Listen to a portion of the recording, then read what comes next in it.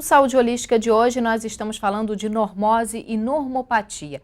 Doutor Arthur, gostaria que o senhor explicasse agora para a gente essa parte da evolução do cérebro humano, a influência dele no desenvolvimento da normopatia. Pois não, nós não nascemos humanos, nós nos tornamos progressivamente humanos na medida em que o ambiente permite. Nós poderíamos dizer que teríamos 3 cérebros. Um primeiro reptiliano, que é responsável apenas pelas ações instintivas. O bebê só tem isso. À medida que o tempo vai passando, ele vai estabelecendo conexões com o segundo cérebro, que é o paleomamífero, que também remonta a milhares de anos atrás. E, por fim, o cérebro neomamífero, que é a córtex cerebral, é responsável pelos processos simbólicos, intelectuais e, principalmente, pela empatia e pela alteridade, pela capacidade de perceber e de se colocar no lugar do outro, de sair de si, perceber como é que a sua ação repercutiria na emoção do outro, voltar e recalibrar isso por conta do seu desejo de estar respeitando fraternalmente o próximo. Então esse processo só vai progressivamente se amadurecendo na medida em que o ambiente permita. Porque se assim não é, se o ambiente é brutal, se o ambiente é inóspito, é desinteressante para o cérebro desenvolver solidariedade, alteridade, porque a leitura que ele faz é que o ambiente é brutal e, portanto, é fundamental que ele também seja brutal, ele mantém reptiliano. Só aquele instinto de sobrevivência animal. Exato, ele não chega à dimensão humana. Portanto, não terá alteridade, não terá empatia, não terá fraternidade e não terá amor. E esse desenvolvimento é feito na infância? Quanto mais tenro, mais importante essa neuroplasticidade, essa modificação do cérebro e essa reformulação do lobo frontal, onde está vinculado esse aspecto da alteridade, ele começa na tenra infância e só vai finalizar em torno de 30 a 35 anos. O adolescente, por exemplo, ele é impulsivo porque tem poucos elementos de inibição. O lobo frontal, ele é principalmente inibidor das reações instintivas e agressivas. Nós temos um cérebro reptiliano de 260 milhões de anos, dos antigos répteis, e um verniz cortical, um verniz civilizatório de 195 mil anos. Só muito recentemente nós começamos a perceber, a reconhecer e a valorizar o outro como um ser igual a nós. É possível reverter esse tipo de normopatia? A criança que não teve amor na infância, que passou por dificuldades e que se manteve até a adolescência com esse cérebro animal, ela conseguiria evoluir depois de adulto ou não? É muito difícil. Isso se chama cicatriz neural, ou seja, é um desvio de neuroplasticidade que aborta determinadas finalismo, determinadas potencialidades, porque é desinteressante, como eu falei, que ela desenvolva tal quadro. Então, o afastamento, do afeto, de uma relação que seja segura e que ele tenha consciência de ter sido desejado, de ser amado,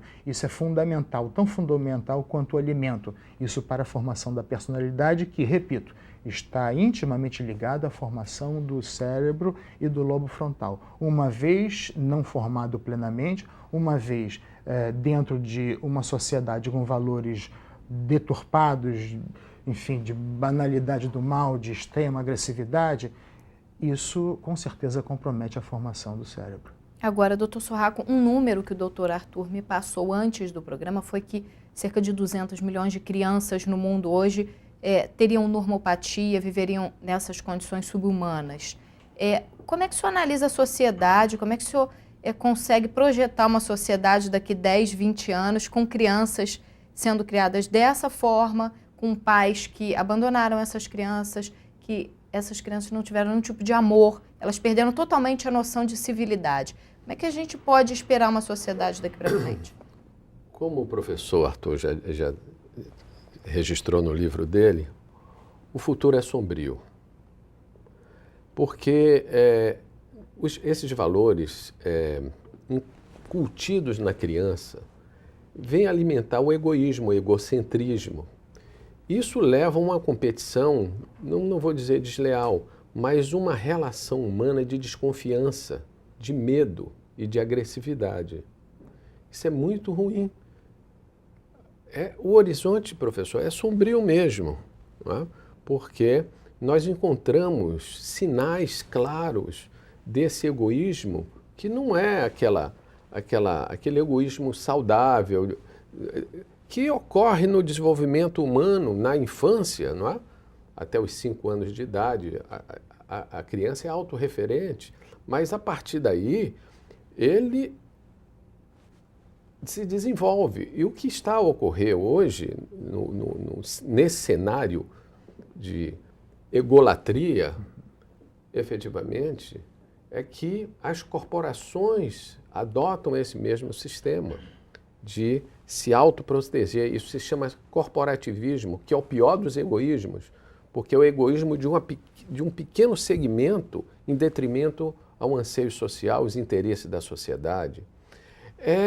Digamos, é um tipo de egoísmo coletivo que se relaciona também com a corrupção, é um passo da corrupção, não é? E que é um passo do crime organizado. Então isso tudo está relacionado. Por que é que a criança, né, desassistida, que tem essa ferida neural, como ele falou, essa cicatriz neural, ela se torna um traficante? Isso é uma coisa muito rápida, porque desde a infância já existe esse problema, não é? O medo está incutido nele, ele desenvolve uma carência absoluta de amor ao próximo. O cérebro reptiliano dele fala muito mais forte do que o sistema límbico e do que o córtex pré-frontal, como foi dito aqui. Então, a verdade é que, lamentavelmente, se nada for feito em relação a uma nova visão da educação para a saúde, não é uma educação para a profissionalização, é uma educação para a vida e para a saúde, seja a saúde física, seja a saúde mental, o horizonte, como o professor falou, é sombrio. Nós poderíamos dizer que esses jovens que não tiveram essa formação em casa, esses jovens que ainda pensam com esse cérebro reptiliano, eles são bárbaros hoje na sociedade, eles não tem como você reverter essa situação? Mas, vejamos, a sociedade, ela privilegia o materialismo, a superficialidade, não é? O desapego, não é? O desapego de uma forma ruim, porque é o desapego que não tem nenhuma consideração com o próprio e não tem condição de se colocar no lugar do outro, não é? Quer dizer, a pessoa está absolutamente isolada de sentimentos. Então, isso, e eu vou te dizer, isso não está só no nível de social carente, está em todos os níveis sociais, você encontra isso em todos os lugares. E aí prevalece o quê? A busca de alternativas para sanar essa angústia e essa frustração da vida, que é a droga. A droga, ninguém usa a droga por diletantismo, usa a droga para fugir de uma realidade cruel que nós vivemos. Essa é a realidade. Bom, vou pedir mais um minuto para os senhores, nós vamos para mais um intervalo. Saúde Holística volta rapidinho, fique com a gente.